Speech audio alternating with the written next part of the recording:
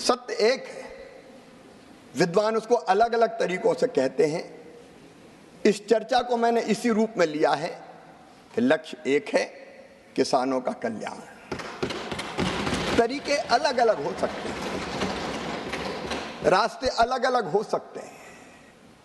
हम प्रयत्न करेंगे कि सारे सुझाव को समाहित करते हुए आगे बढ़े। लेकिन माननीय उपसभापति जी, जितना हमारा राष्ट्र प्राचीन है उतनी हमारी खेती भी प्राचीन है। हजारों साल पहले से भारत में कृषि होती रही है। हमने बचपन में कई पौराणिक संदर्भ पढ़े हैं। जब ऋषि भी बच्चों को शिक्षा देते थे गुरुकुल में, तब भी उनके पास खेती होती थी। और हमारे उस समय के बच्चे सीखते भी थे, पढ़ते भी थे और करते भी थे। इस कृषि को इसी भाव से लेकर हम कैसे किसानों के लिए बेहतर काम कर सकते हैं, उसका हम प्रयत्न करेंगे। माननीय उपसभापति जी, मैं तो सीधे सीधे अपनी बात कहना चाहता था, लेकिन जब चर्चा का प्रारंभ हमारे विद्वान मित्र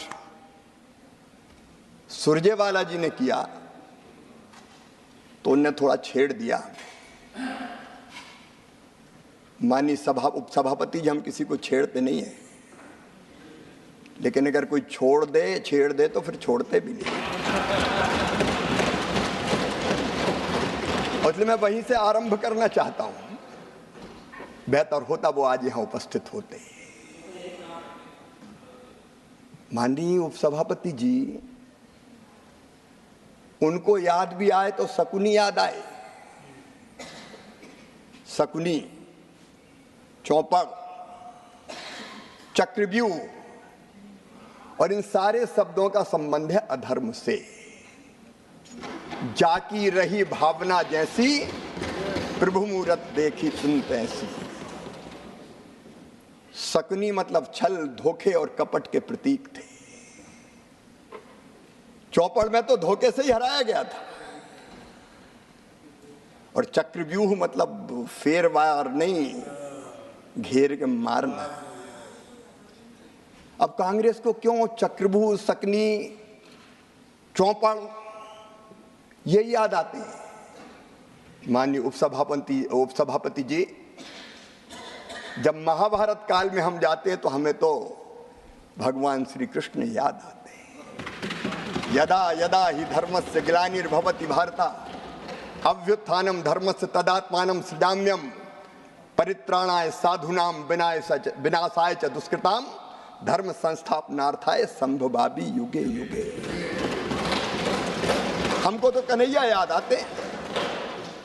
जब जब धर्म की हानि होगी, अधर्म बढ़ेगा, पाप बढ़ेगा, अत्याचार अनाचार बढ़ेगा, तब तब धर्म की रक्षा और अधर्म के नाश के लिए मैं बार बार आऊंगा, ये भगवान श्री कृष्ण ने कहा था। लेकिन अनीति और अधर्म किसने किया? ठगी किसने की? माननीय उपसभापति जी, कांग्रेस के डीएनए में ही किसान विरोध है। मैं ये कहना चाहता हूं। ये आज से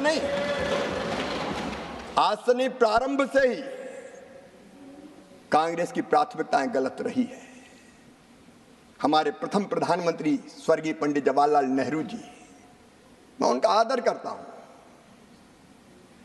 लेकिन भारतीय परंपरा खेती के बारे में उसका निर्वाह नहीं किया। रूस गए, वहां से एक मॉडल देख के आए और कहा कि रूस का मॉडल लागू करो। भारत रत्न चौधरी चरण सिंह जी ने कहा यह नहीं हो सकता, भारत की कृषि की परिस्थितियां बिल्कुल अलग है। प्राथमिकताएं गलत थी उपसभापति जी। 17 वर्ष तक उन्होंने प्रधानमंत्री जी के पद को सुशोभित किया, लेकिन तब क्या होता था?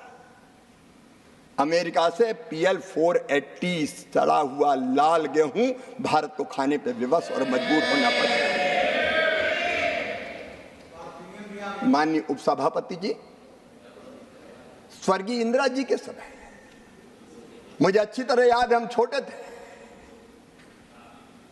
उस समय किसानों से जबरदस्ती लेवी वसूली का काम होता था। जबरदस्ती लेवी वसूली जाती थी।